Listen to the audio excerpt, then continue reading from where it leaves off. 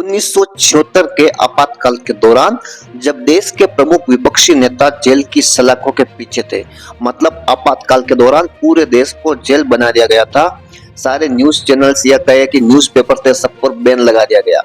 उस समय सारे विपक्षी नेता जेल की सलाखों के पीछे थे। तो उसी समय इंदिरा गांधी ने राजस्थान के जयगढ़ किले में एक रहस्यमय खजाने की खोज के लिए सेना की टुकड़ी तैनात कर दी थी।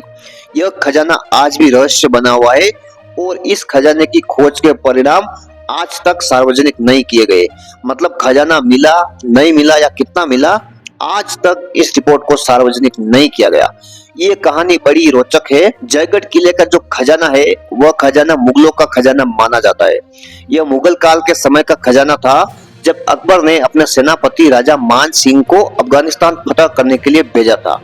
मान सिंह ने जीत हासिल की और बड़ी मात्रा में खजाना लेकर जयपुर लौटे, लेकिन उन्होंने इसकी जानकारी अकबर को नहीं दी और खजाने को जयगढ़ किले के पानी के टैंकों में छिपा दिया।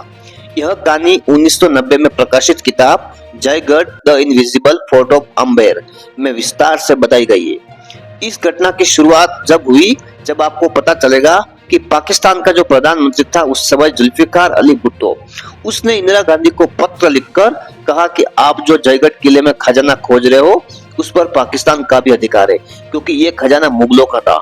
आप समझ सकते होंगे, देश में किसी को भी पता नहीं था कि खजाने की खोज जारी है, लेकिन पाकिस्तान को पता चल गया कि इंदिरा गांधी ने जयगढ़ किले में खजाने की खोज करने के लिए सेना की टुकड़ी तैनात कर दी।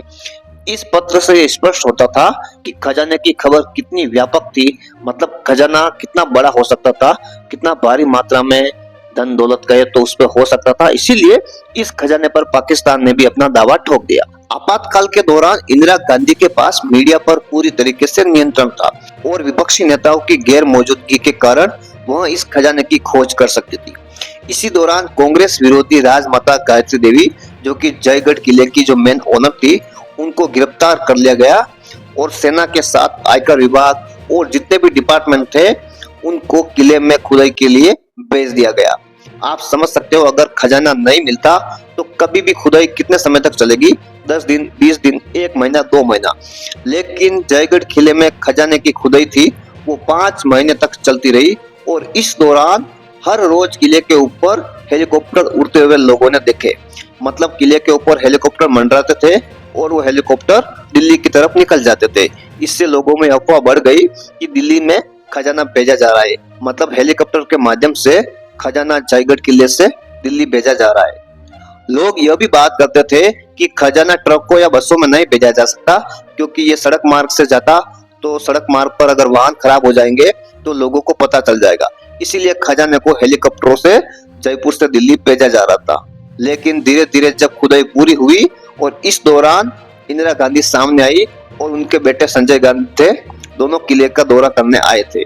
जब खुदाई पूरी हो गई तो इंदिरा गांधी ने कहा कि जयगढ़ किले में केवल 230 किलो चांदी के अलावा कुछ नहीं मिला। हालांकि इसके बाद से यह खजाना एक रहस्य बना रहा। कुछ रिपोर्ट में यह दावा किया गया कि खुदाई के दौरान जयपुर दिल्ली हाईवे था, उसको कई दिनों तक बंद कर दिया गया था और 50 से 60 ट्रक दिल्ली की ओर रवाना हुए थे। मतलब कहा जा रहा है कि सेना के 50 से 60 ट्रक दिल्ली की ओर रवाना हुए थे, वो भी खजाना भर के। लेकिन यह कभी स्पष्ट नहीं हो सका, क्योंकि उस दौर में सोशल मीडिया नहीं था, कोई भी फोटो या वीडियो आज के लिए या फिर प्रमाण के लिए उपलब्ध नहीं है। ये कभी पता नहीं चल पाया कि इन ट्रकों में क्या था। जयगढ़ किले का यह खजाना आज भी अनसुलझा रहस्य है। इस खजाने के लिए कितने आरटीआई डाले गए, लेकिन कोई भी जानकारी आज तक हासिल नहीं हुई। यह रहस्य कई लोगों के लिए आज भी उत्सुकता का कारण बना हुआ है। लेकिन इतिहासकारों की माने तो खजाना बिल्कुल था, हो सकता है कम या ज्यादा था, लेकिन खजाना तो था, क्योंकि इंदिरा गांधी ने खुद कहा था कि 230 किलो चांदी मिली।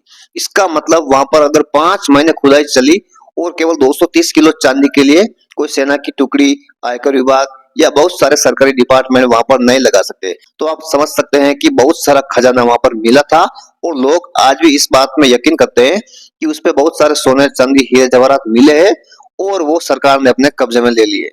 लेकिन ये कभी भी स्पष्ट नहीं हो पाया कि जो 50 से 60 ट्रक जयपुर से दिल्ली को रवाना हुए थे, उन ट्रकों में क्या था, क्योंकि उस समय कोई मीडिया या सोशल मीडिया का समय नहीं था, इसीलिए कोई भी जानकारी हासिल नहीं हो पाई।